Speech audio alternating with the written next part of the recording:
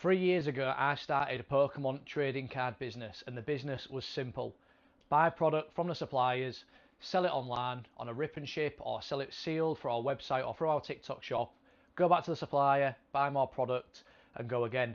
Extremely simple. However, now that is not quite the case, and it is not simple whatsoever. In fact, it's very complex, and I'm going to talk about a lot of those things and reasons why it's not so simple and maybe not as good as people think in this video today. Right, okay, let's get one thing straight. I am not saying that I regret starting this business or the business is failing or we're doing poorly, because the business is doing absolutely fine.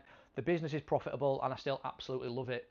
My frustrations or my questions come with I'm just at a bit of a loose end with how to progress this business, and I thought I'd talk to the camera about it and put it on YouTube because I'm interested to see what people have to say and how they're finding the Pokemon hobby at the minute, the trading card hobby as a whole. So please do leave a comment with any questions about the business or any thoughts you have on the hobby at the minute, because one, it helps the video a lot, and two, I'm really interested to see what people have to say.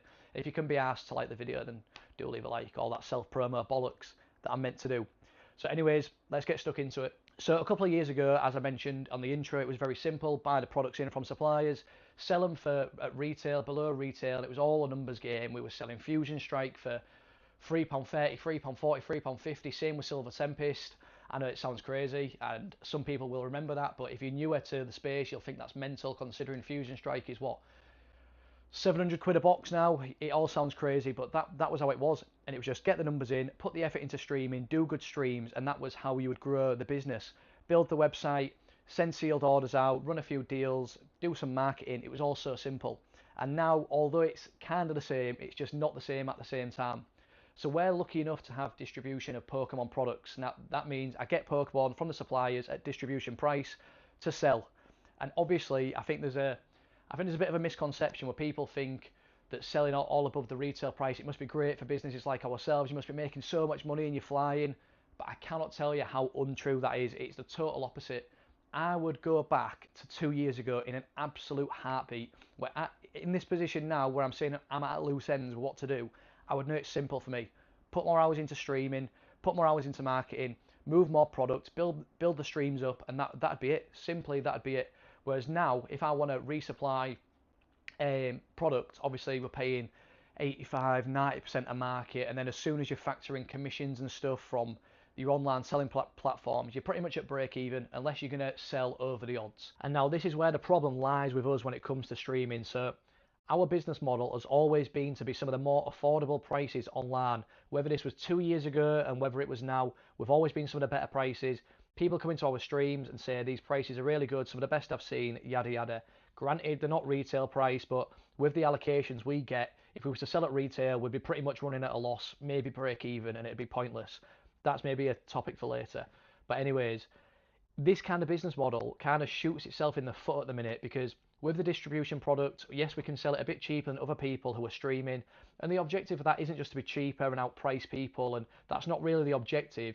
It's kind of just to follow the same business model that we've always done, but it doesn't really work now, because if I wanted to sell the products we're selling at those prices that we are doing now, that's great. People love the prices. They say this is cheaper. The problem comes with when I want to go and replenish the product to continue streaming. Now, I've spoke about being at a bit of a loose end with what to do, and that's because this is my thought process now. I can run the streams at our prices that we've kind of traditionally always done, be a bit cheaper, be on the cheaper side, and people love it. And then when it comes to replenishing the stock and going to the secondary market, I'd have to pay 80, 85, 90%, whatever of the market price, which means that if I want to keep my prices the same, I'd be running at a loss, because that's probably what I'd be paying for the products. So obviously, we're a business, we want to make money. I'd have to do a markup on our prices, and I don't really want to do that. Maybe I'm a bit stubborn, because people would come in, people would still buy. I see people paying much more for packs and stuff than they pay in our streams, in loads of different streams.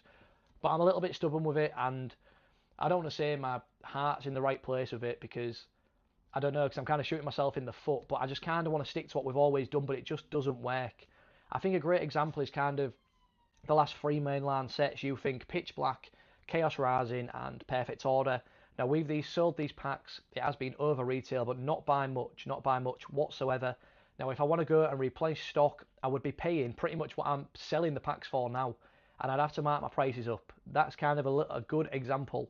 And also with these mainline releases, you got to understand that, I guess, the profitability is actually not that great. When you get the packs in, and if they're selling at £5.50 a pack, which is a quid over retail or whatever, but you've only got a single case of booster boxes, it's not good for business whatsoever. It's not that profitable, and the only way you can really make the money is by dipping back into the market and buying that 80-90% and selling over the odds. It all kind of just is a bit of a mess, really. But so many people do it, and I'm not saying there's anything wrong with it, by the way. It's kind of all what happens now. That's the modern way of streaming. So many people buying at percentages and selling it on their stream for probably over 100% of market, really. But the whole part of having a Pokemon business 2 years ago when we started was have a supplier, which you get a distro, which meant all the prices were kind of what they should be. Hopefully that makes sense. Might be a bit rambly, but I think I've kind of covered it with what I've just said. So you might be thinking, right, mate, stop crying. What are you complaining about? You got distribution, you're in a good position, yada yada, stop crying. Now, this isn't a video of me crying and complaining about this business or whatever, because like I've said, the business is doing fine, it's profitable, but it's more an open conversation about how I want to push this business, because I want to push it so hard. I want to take it as big and as far as possible. And the answer, as I've explained to that, used to be easy. More streams, buy more products, yada yada, chain it. So this year we decided we're going to push card shows more, as obviously streaming was a bit more complex. We're getting the product, as I've discussed, the hurdles there.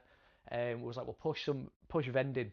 Now, vending at card shows has been great. I've absolutely loved it. It's been great for business, financially. It's been great for meeting customers and just having a good time, having conversations, talking about the hobby to people. It's been interesting, met loads of great vendors, loads of great people. Can't complain whatsoever.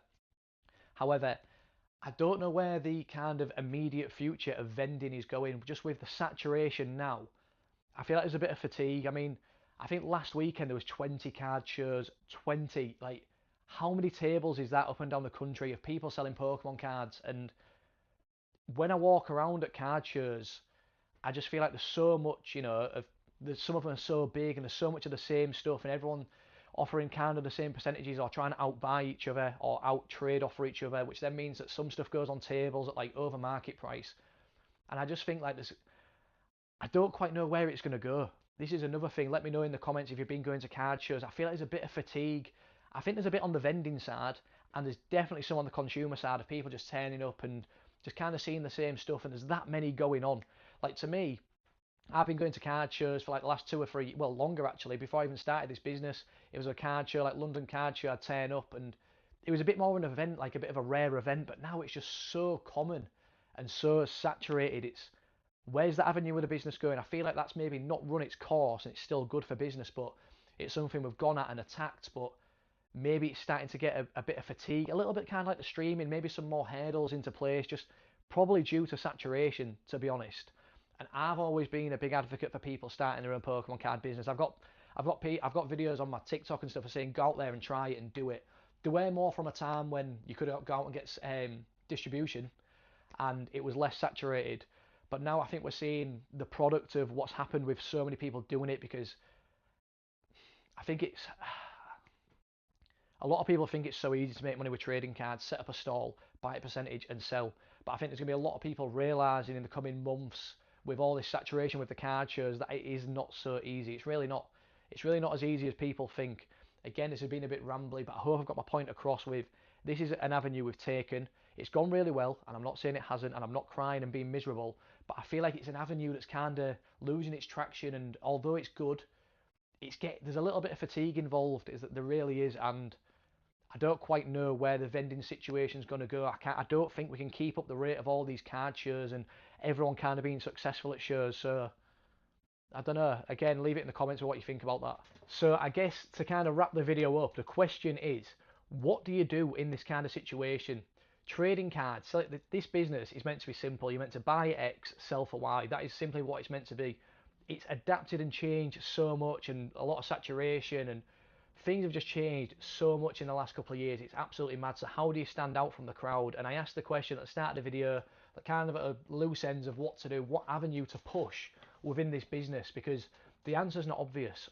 I could push the streaming more and buy at higher rates and churn out and probably do well from it. Honestly, probably do well and do fine, but I'm a bit stubborn with it and I don't want to pay them prices and then charge them upper prices.